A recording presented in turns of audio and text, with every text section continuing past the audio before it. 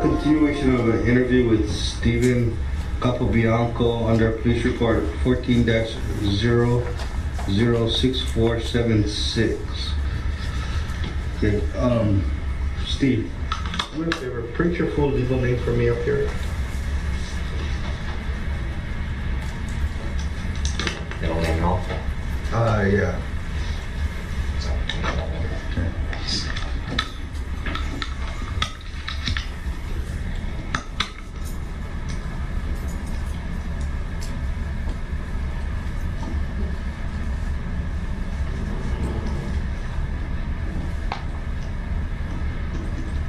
Okay. What I'm going to do is I'm going to advise you of your rights, yeah. At the end of each of these rights, if you understand your rights, I just need you to initial, okay?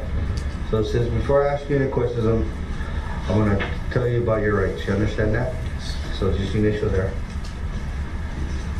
You have the right to remain silent. You understand that? Anything you say can be used against you in court. You understand? Okay. You have the right to talk to a lawyer for advice before I ask you any questions, and have a lawyer with you during any questioning. So you understand that? Okay. You are over the age of 18, correct? All right. Read this statement out loud to me.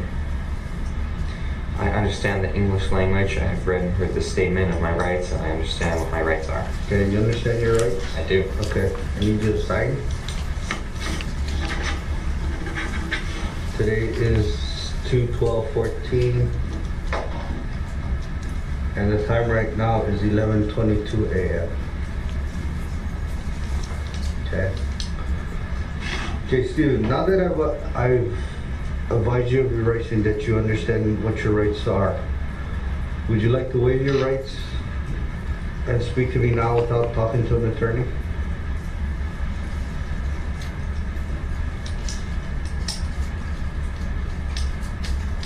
Sure. Okay, so indicate initial yes, okay? Alright. You know, the thing is, I notice you have injuries on your hands and stuff. What is that from? Burned from work as a baker. That happens a lot, especially on this arm. Okay. This one was from working on my truck window. Window came down on me.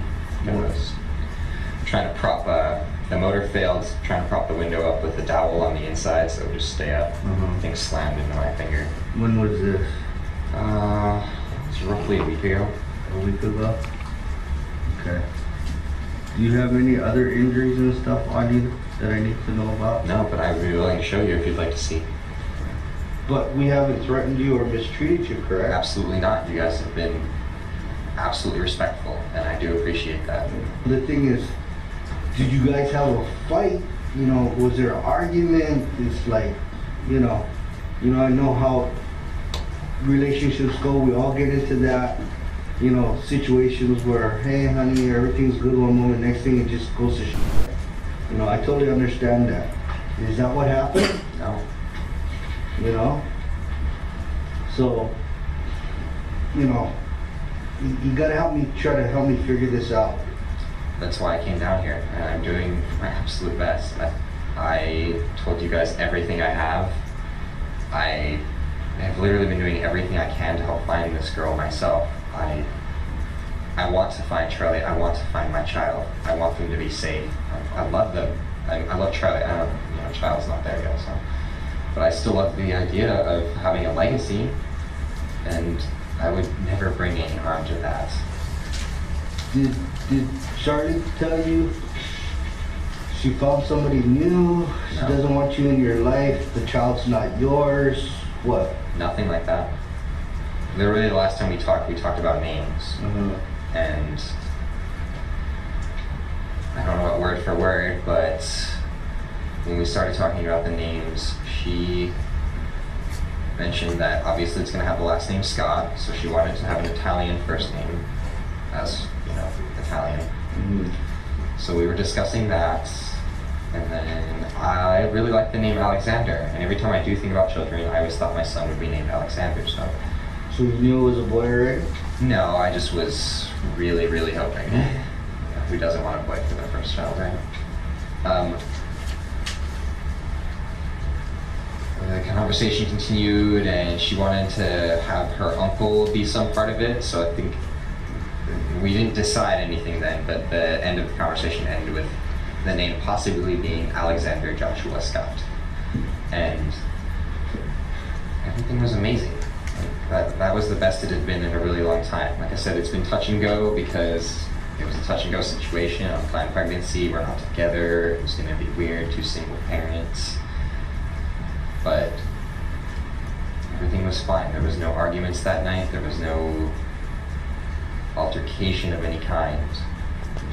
Was there any issue about her not putting your last name on the birth certificate? No, I was absolutely fine with that. She wanted to. We could have hyphenated it or something, but we just never got that far in the conversation.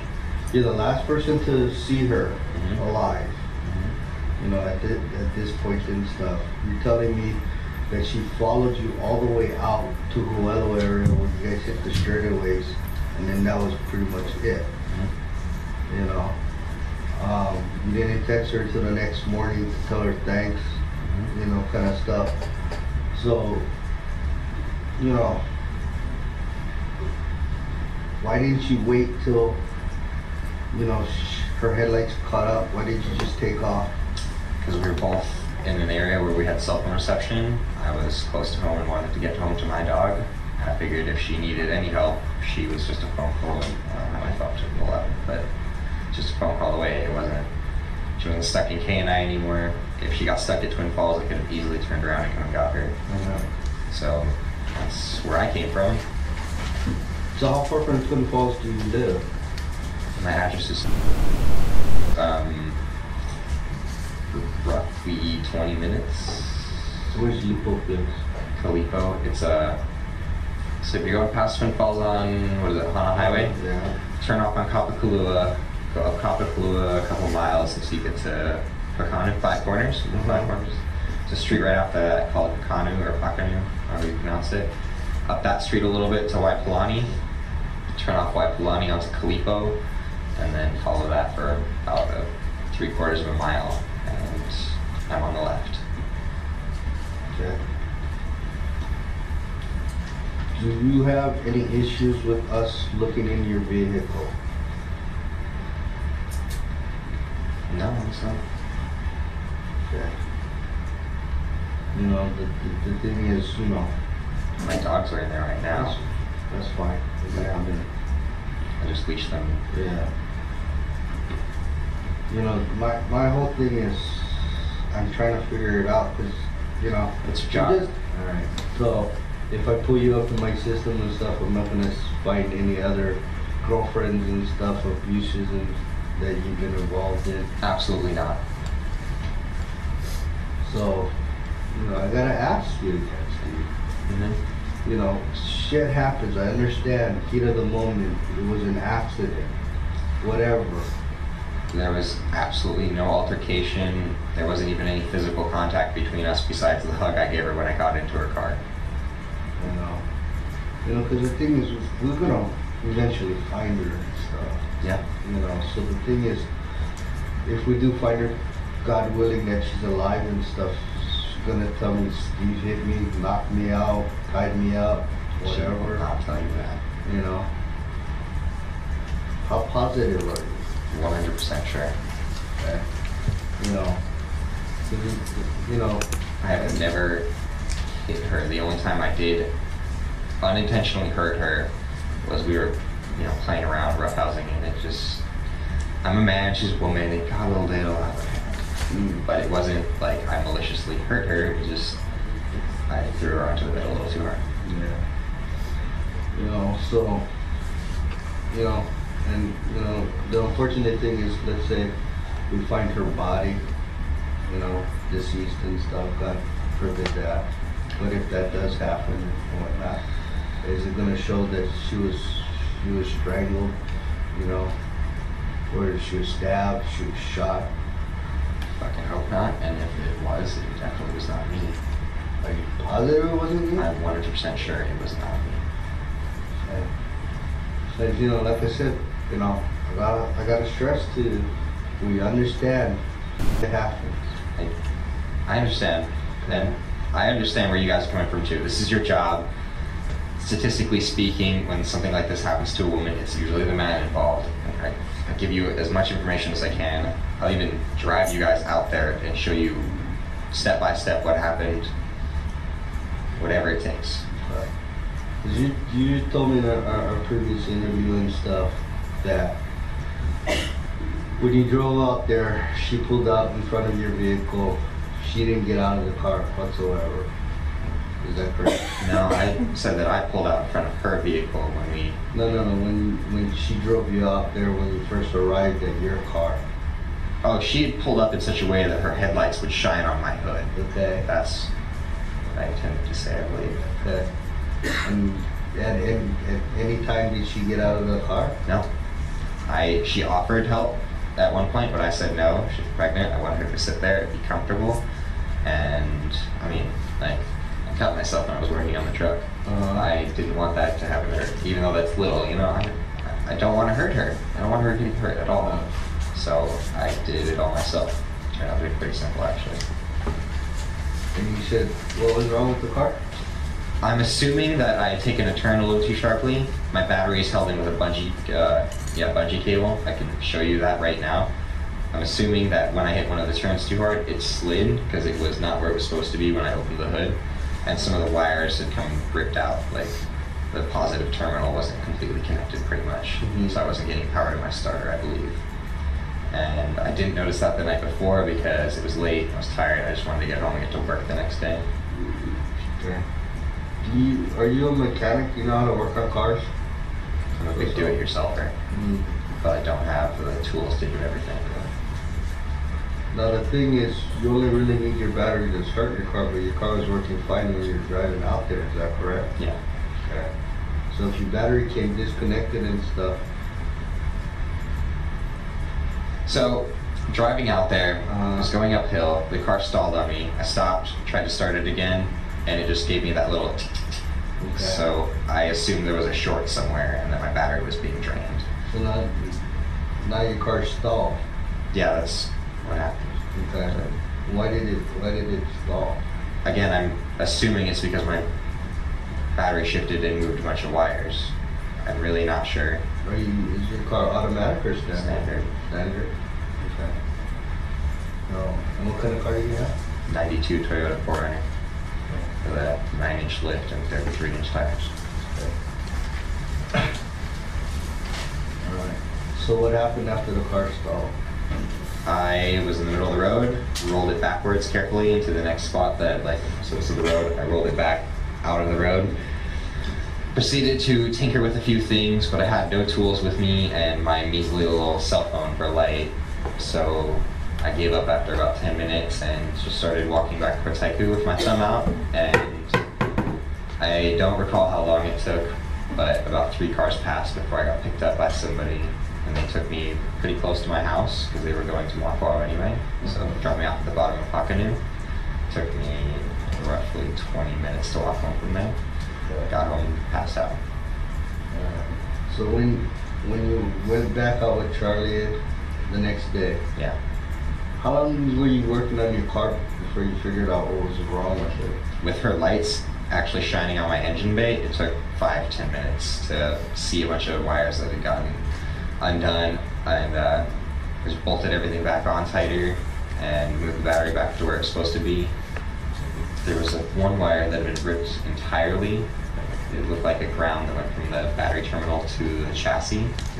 I replaced that. Things started right up and ran, but I wasn't sure because it seems kind of weird, like you said.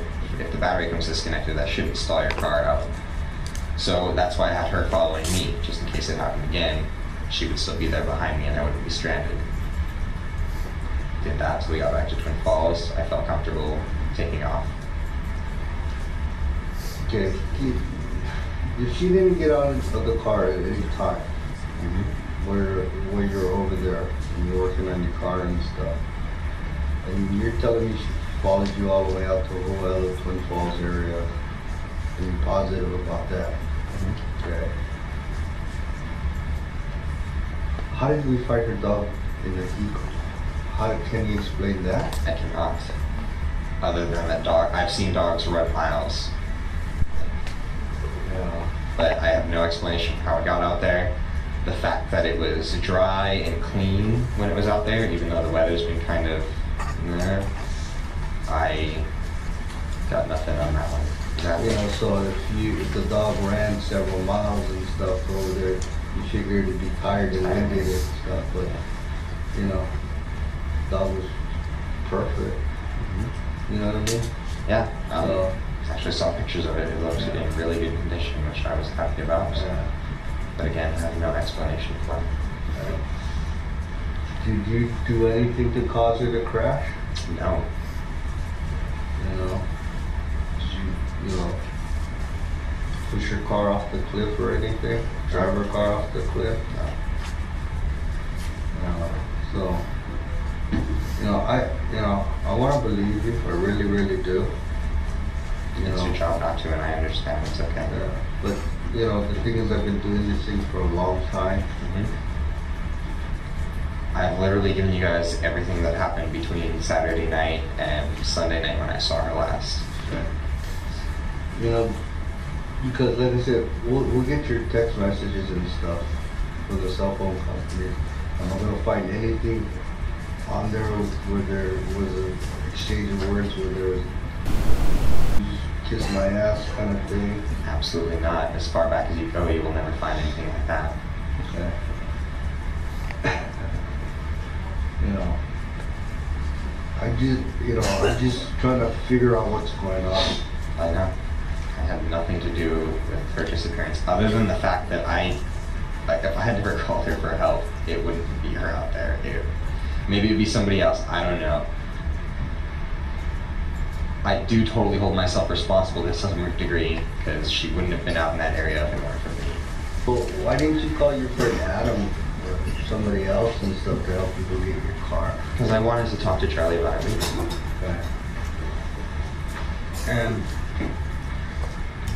you know, when your car stalled out on Saturday night, Sunday morning and stuff, why didn't you call somebody to come take you out? Because it was about 2 in the morning and I didn't want to bother anybody. Okay. But you know that's one hell of a hike, right? I've actually done it before. I just posted up at K&I Landing right under the streetlight and stuck my thumb out. It was a 3-mile walk to there, and well, roughly, what did I say, 3.2 miles when I hit the odometer at the stop sign when I drove out there yesterday. A car or two passed me there, a car passed me under the streetlight, and then another car actually stopped and picked me up. I was like, I'm just trying to get home to get to work in the morning. It took me damn near right home. Shit. And you don't know these people's names? It's a dude named Brian driving a Toyota Corolla, but we just exchanged pleasantries. It was Did he tell you he lived out in Ohio? No, we didn't discuss where he lives. Oh. I was actually kind of tired, and I just told him where I was going. I think I might have even nodded off a few times in his car. Yeah.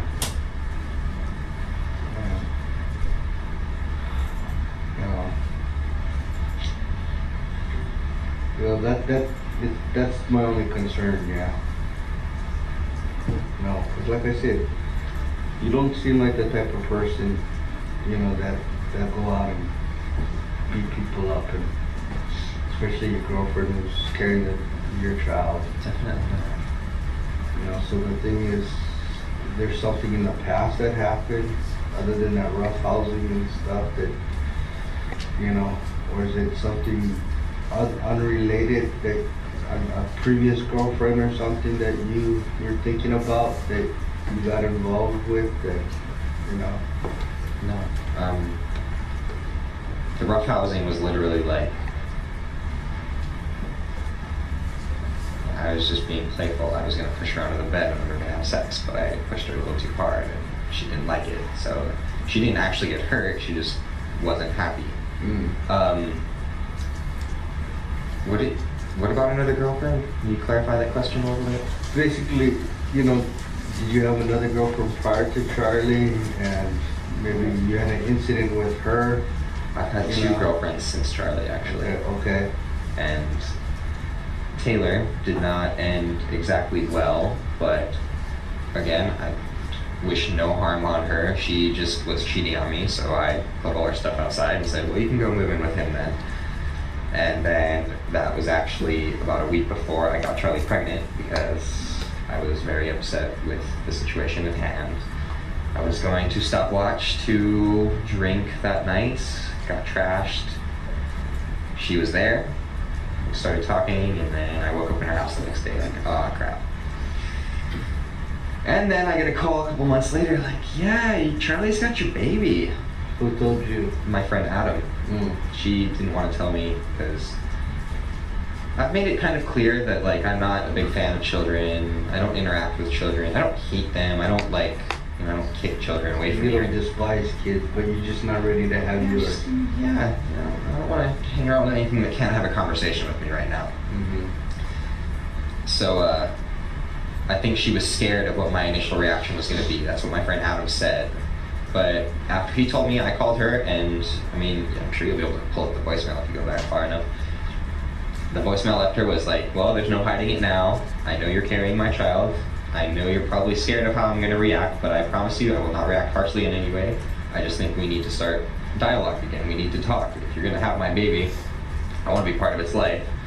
And I need to know how we're going to do this. And then periodically, every couple of weeks, we get together and talk about things. And the first few conversations were like, well, have you considered termination? Have you considered adoption? And I admittedly didn't want to deal with a child. I just did not. But as I saw how happy it made her to be starting a family, and how happy it made everybody else that she told she was starting a family, it kind of grew on me, even to the point where when we were discussing names, that's actually in a text message you'll probably pull up, was I called her. I was like, I want to discuss names. I think it's something we should do. So, you know, you telling me you don't hate kids, but you don't want kids. You know. It's not that I don't want kids. It's just I never planned for it, and then this was a giant surprise. So basically, what were your concerns and stuff about having a child? I'm a single 24-year-old male who has a dog, and I can barely keep me and my dog. I mean, like, yeah, we eat pretty well, but it's like I have $1 in my pocket right now until my next paycheck. I don't have any spare cash for a child, and she's the same way. She's working 2 or 3 jobs, from what I understand, and barely scraping by on her bills too with her 2 dogs. So I mean, I just didn't see it happening. I want to provide the best possible life for that child, and at first it just didn't seem like it was going to happen. But again, as I saw her being happy, and I saw the other people being happy, and everybody around us was so helpful and so willing to help support us, that it was going to work. And even my new current girlfriend, Cassie, I called her up immediately as I found out, laid it out for her, and she wasn't necessarily happy, of course, but even she was willing to try to make this all work. And I told Charlie about my new girlfriend, Cassie, and all 3 of us were willing to make this work. So how long have you been seeing Cassie? I think we started seeing each other in November-ish. Yeah. So just early. right after. Yeah, like I got rid of Taylor, had sex with Charlie, got another girlfriend. I'm sorry, I'm cute, can't help it. Yeah. Cassie was actually kind of an interesting thing, because this might be irrelevant, but I'll give you guys any information I can. So I started seeing Cassie, I saw her at a bar, I started talking to her. I called her up the next day, we kept talking, we got along really well, things started going really well, we started actually dating. She had already bought her plane ticket back to her home on the mainland in Pennsylvania before I met her. So I didn't realize it when we first met, but we only had 3 weeks to hang out, I think. Mm-hmm. So she dropped that ball at some point. And I was like, okay, well, we'll just have fun while you're here, and whatever happens after that, happens after that. Well, we ended up loving each other so much that we've been talking every day on the phone, sometimes twice a day, even though she's like almost 5,000 miles away. She decided to move back to be with me. And When was this? the decision was made pretty close to right after she left, maybe 2 or 3 weeks right after she got home. And the plane ticket is for the 18th. She lands here at 9:40 at 9 at night. So, what did she say when you told her that I'm gonna be a daddy? At first, she hung up on me because she thought what I was saying was that I was cheating on her. So after we cleared that up, she was confused and didn't really know how to think about it. She has another friend named Miley who is in a very similar situation, dating this man named Zach. Zach has a baby with another girl. So Miley's stepmom, effectively, right? So Cassie called Miley and Miley told her, you know, it's not what you're expecting, but it's gonna be nice, and you don't have to raise the kid yourself. It's not your kid. You just smile and keep it fed when you can. If I need help, help me. I don't know the full extent of their conversation, but basically it lightened Cassie up to the point where she was accepting of it now, and she was still willing to come back and try, at the very least. She was actually going to move back whether or not it was for me, because she's miserable in Pennsylvania because it's like -20 there, and then she has family here, so she was going to move back in with them if it wasn't in with me. Mm-hmm. Did any time Cassie pressure you to terminate? No. She in fact pressured me to be a big part of the child's life. You know, you talk about financials and stuff like that. How is your financials? What do you make? I make roughly $2,000 a month. My truck, 92 3.0 4Runner, so I get like 12 miles to the gallon. That consumes a lot of gas, but it's the only truck I have. I don't have money to go buy another truck right now, or a car or anything. Dog food. I do not feed my dog cheap food. I refuse to feed my dog with anything with corn in it or rice or any filler material. He gets damn near pure meat food, and whenever I can, I feed him raw meat food. So that gets kind of expensive. Other than that, just basic living expenses, shampoo, to keep myself clean and whatnot. But it takes up pretty close to all of my money. I even have to take out a few personal loans to put tires on my truck. Mm-hmm. Just paying those off slowly. So I forget if it's gross or net. My paycheck says $1,000 every 2 weeks, Mm-hmm. but because of a personal loan I took out with my boss, I actually only get $800. And it just, by the end of the month, it's gone already. Oh, rent, all that, car insurance, that kind of stuff. Your grandfather charges you rent? Yes, How much is your rent? $500 a month. But I get half the house to myself. I can do whatever I want, and I can leave my dog there, which is really big for me. There's a big acre yard, and I don't have to chain my dog up because I refuse to do that. There's a fenced-in yard, and my grandfather watches my dog and even plays with him sometimes. So that's worth $500 a month in itself to me. So what is your monthly expenses you pay? I added all. Can I use your pen and paper? Add something.